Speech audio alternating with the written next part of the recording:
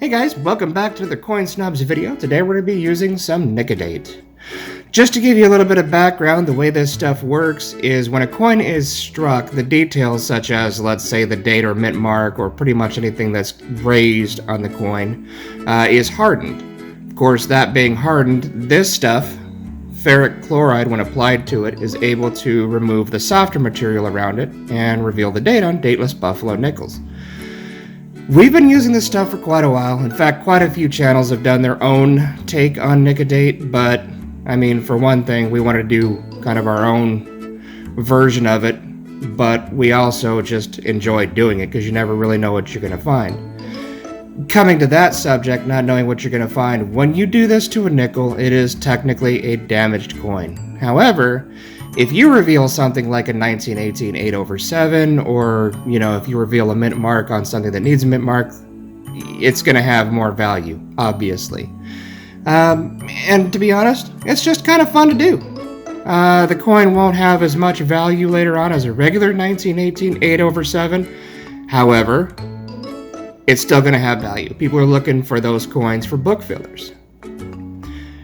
Unfortunately, I guess, and kind of fortunately, because it gave me an excuse to buy some more, we've already done the Nic-A-Date process on all of the dateless buffaloes that we've found in circulation, or I've had rolls of them for a long time and thought we would finally do it, but any excuse to buy more coins is a good excuse as far as we're concerned. So, went ahead and hooked up 40 more of them. Got these from Robinson's Rare Coins and Currency. Pretty good deal on eBay. I think it was like 10 bucks shipped. Not bad. I mean, dateless buffalo nickels. There's 40 of them. And again, a lot of it is about the fun. And it looks like they're packed very well.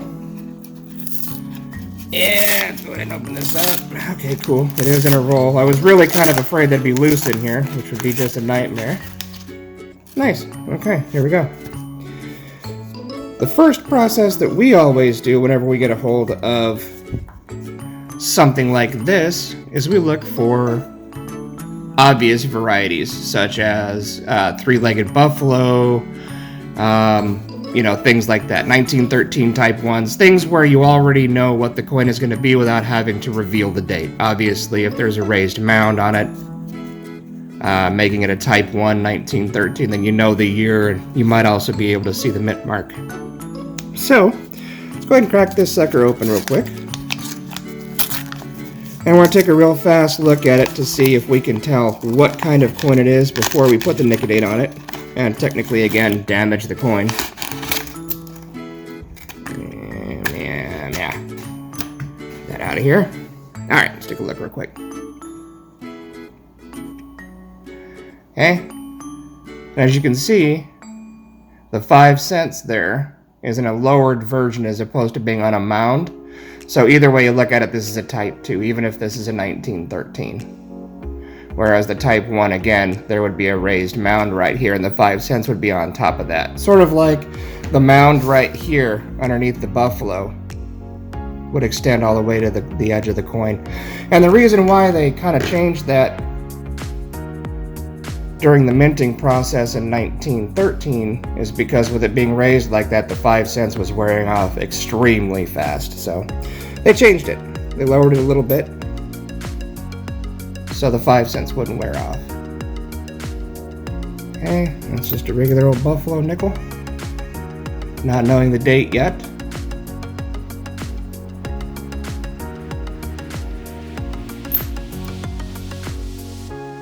It's always a good idea, obviously, to do this. Now, see, this one's already been Nic-A-Dated. You see how there's some dark gray around that? That's where the ferric acid has already been on the coin. So let's go ahead and see if I can see a date on it. Don't see a date on it. So either they didn't do it for long enough, or they did it for too long and it just destroyed the whole thing. So we'll go ahead and Nic-A-Date that one anyways, and we'll see what's going on with this really old masking tape that's been on here. Who knows? For how long? Alright. Nothing notable so far.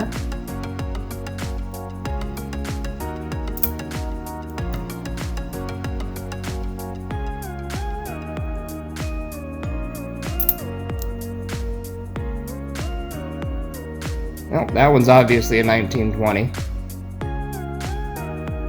So we could take that out of the pile.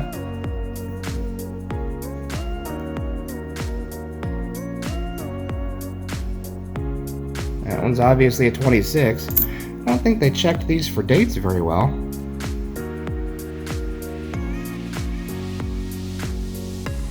Or maybe they just thought they were giving us a bonus, who knows. Looks like that's going to be a 25, but we could put Nic-A-Date on it to reveal it even better.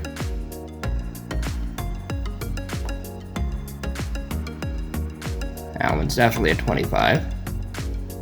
So we'll take that out of the pile.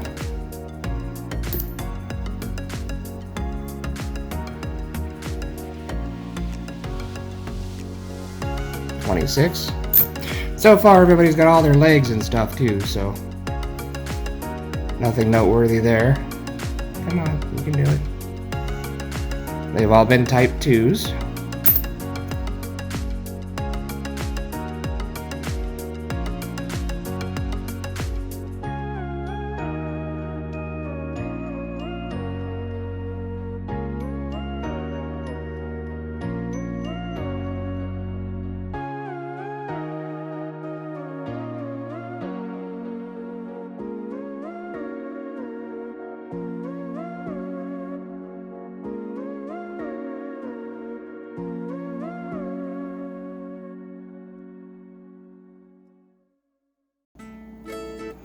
Nice chocolate brown one.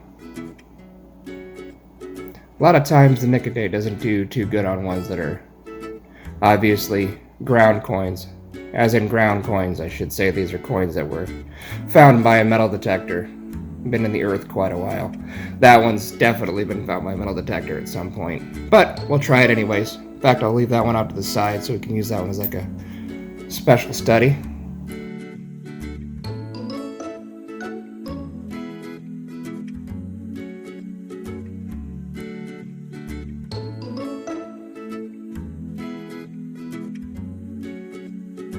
Yeah, some of our dateless buffaloes actually have dates. Now look here, right here's a perfect example. This is a 1913 type 1. Looks like somebody either already Nic-A-Dated it or that's just corrosion. That looks like that's probably corrosion. Yeah, that is definitely a type 1. And here's a great example to show you the difference. The mound below the buffalo. This coin right here on my right hand has to be from 1913. This is a very early buffalo nickel. Shortly after production of the 1913 buffalo nickel began, they switched to this type 2. And see how the 5 cents is already completely gone on this thing. This one still retains it. So type 1, right hand side, type 2, left hand side. We don't have to Nic-A-Date this one. We know what this one's going to be. However, if you wanted to Nic-A-Date it, you could also find out what mint mark was down there. But really, in this condition, there's not a reason to. I mean, yeah, this is going to have a little bit more value than a Type 2 buffalo nickel. But yeah, in this condition, it's just not quite worth it. But okay, what we're going to do next is we're going to take a few of these little test subjects right here, like let's say 10 of them. I'm going to drop some Nic-A-Date on them. Alright, we've got the official Coin Snobz paper plate. Our handy dandy Nic-A-Date. Of course, be careful with this stuff. Prolonged contact with skin can be bad for you. Don't put it in your eyes, don't eat it. Really, if this label has to tell you that, then you probably have more problems than just dateless buffalo nickels. And of course, keep out of reach of children. Obvious stuff. Anyways, all you need is literally just a tiny little drop. Right in the area where you know the date is going to be. Right about like that. You don't want this stuff to be on there too long either.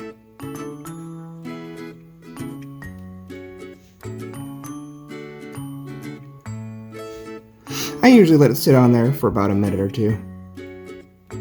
Sometimes if it hasn't worked right away, you can put it on again. It's not going to hurt anything. Just put it on that corroded one, that ground coin. And you'll notice it still kind of has an amber color to it like it does in the bottle. Once this starts to get dark, that's actually becoming diluted with all of the metals that it's removing from the softer metal, as I was discussing before, around the hardened parts, which would be, again, the details. Once that gets dark, I usually grab these suckers up, take them to the sink and rinse them off. That way I don't have to worry about getting it on my fingers or anything like that. I just grab it by the edge, rinse it off, and we'll see what kind of dates we got. And there we go, just like magic. Let's see if we've got some dates here. First one. Yeah, I can see a date there. I'm gonna have to use the magnifying glass though, because my eyes just don't work too well. That right there, folks, is a 1913 Type 2. Let's see how close I can get it to the camera here. Here we go. Kind of focuses. 1913 Type 2, Philadelphia strike. So we have a Type 1 that we didn't have to Nic-A-Date because we can see the mound. And then a Type 2. Pretty cool, actually, if you ask me.